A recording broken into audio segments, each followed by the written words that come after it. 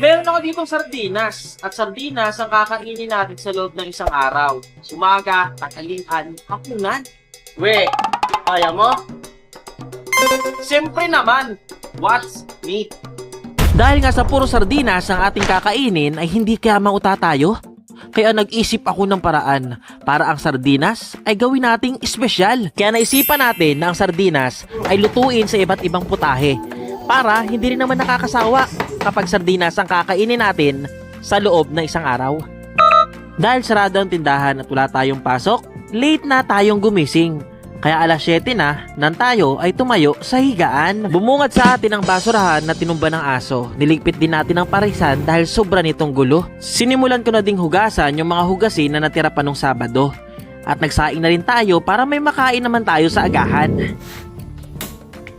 Nang binuksan na natin ang kaldero, ang init. Anong tingin mo sa iyong kamay, bakal? Ang aso natin naglalambing at gusto nang kumain, kaya kailangan na nating mag-prepare para sa ating lulutuin. Kumuha na rin tayo ng mga ingredients na ating gagamitin para simulan na natin na ang sardinas ay ating lulutuin. Hiniwalay natin ang sarsa ng sardinas para ang laman nito ay ating durugin. Nilagay natin to sa malaking mangkok para ang mga sangkap ay ating paghalu-haluin. Naginit tayo ng kawali, nilagyan natin ng mantika at nilagay natin ang ating sardinas na hinalo. Tinakpan natin ng mga 3 minuto saka binuksan uli para baliktarin ang ating niluluto. Finally, naluto na ang torta na sardinas. Imagine, ang sardinas may isasarap pa pala. Hindi makukumpletong agahan kapag walang kape na nakatimpla. Alam ko hindi na bago to sa inyo. Alam ko na marami ng tao nakapag-try ng ganitong luto. Nakakatuwang isipin mga lodi, yung sardinas ay isa rin sa pangtawid gutom nating mahihirap. Marami sa ating mga Pilipino na nakagisna ng sardinas sa pangunahing pangulam. Naging baon sa eskwela, panlahok sa mga inuulam, di ba? Kaya masakit sa atin na yung pagkain na nakasanayan natin ay nilalang lang ng iba. Tapos kita natin na kinakain, tapos adwang-adwa. Kaya dun sa mga taong hindi nakaranas ng pinagdaraanan namin, ay huwag niyong maliitin yung mga pagkain na nakasanayan namin. Pumunta tayo sa New One para bumili ng pala. Pinili natin yung ulo laang at talagyan natin ng kahoy kasi alam natin na yun lang yung mura. Medyo nagpuputik na din kasi yung pulasi sa aming parisan kaya kailangan naming hukayan. Nagbili na rin tayo ng iba nating kailangan sa ating parisan. Pagkadating natin ay nagsimula na rin ang ating hukayan. Sa totoo lang yung pulasi talagang nakakasuka. No choice tayo na lang gagawa kasi wala tayong pambayad sa upa. Nagulat nga ako at meron nga tayong bisita, ay si Matt at saka si Pugak Baga. Meron nga daw silang dala. Nasunog na putlong, abay, pinagmalaki pa. Dahil nga sa tanghali na at kumakalam ng ating sikmura, kailangan nating magluto ng ating tanghalian. Nagayat na tayo ng sibuyas, ng sili, ng luya. Ginayat ko na rin yung torta na tira natin kanina into cubes. Dahil nakaredy na ating mga saka sa pagluluto, magluluto na sana tayo. Ang kaso, si Matt sumingit pa. Magluluto daw siya ng kanyang potato chips. Dahil gutom na ang tummy ko, nakidampot muna ako. Ala, simulan na natin tong lutuin. Lagyan ng star margarine, punong-puno ng vitamin. Lagyan natin to ng luya, hintayin nating mamula.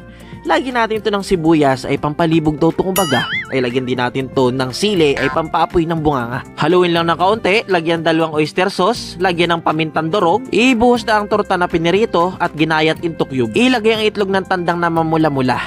At haluin lang ng kaunti at sabihin ang magic word na okay na to at syala! Di ano pang hinihintay baga? Ay kumuha na ng kutsara at tinidor baga at talagang sisimulan ang kainan. Nilagyan ko yun ng maraming sili para yung mga kakain na yan ay mahalangan. Alam nyo ba na kahit malansang sardinas ay ginagamit itong pampabango ng mga kababayan nating mangyan? Nilalagay nila to sa kanilang ulo kapag pabalik na sila sa kanilang lugar. Dahil sa sarap na ating kain, nakatulog nga tayo. Di ang pagising ko nga nakita ko yung dalawa, abay mga tulog din.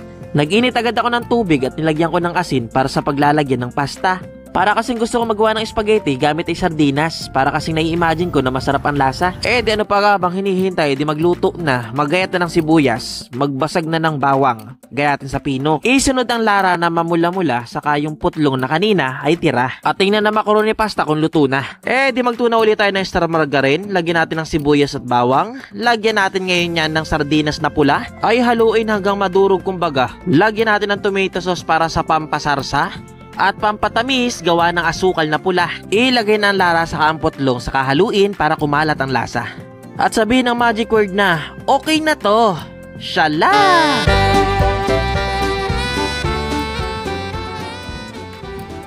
Hindi nga ako nagkamali sa expectation ko na ang sardinas kapag ginawang spaghetti ay masarap talaga ang lasa. Minsan talaga may mga bagay na hindi natin na-appreciate at napapansin baga. Kagaya na lamang ng sardinas.